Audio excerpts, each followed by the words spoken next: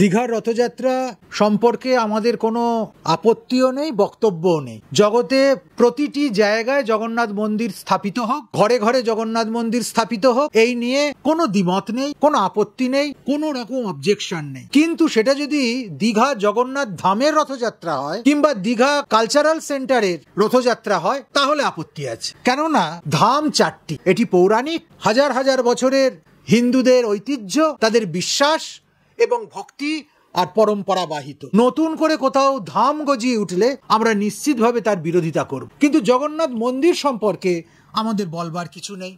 আর মন্দিরে যদি রথযাত্রা হয়, সে রথযাত্রা নিয়েও আমাদের বলবার কোনো কারণই থাকতে পারে না। আমরা সে বিষয় নিয়ে কোনো কথা বলছিও না, কোনো আপত্তিও জানাচ্ছি না।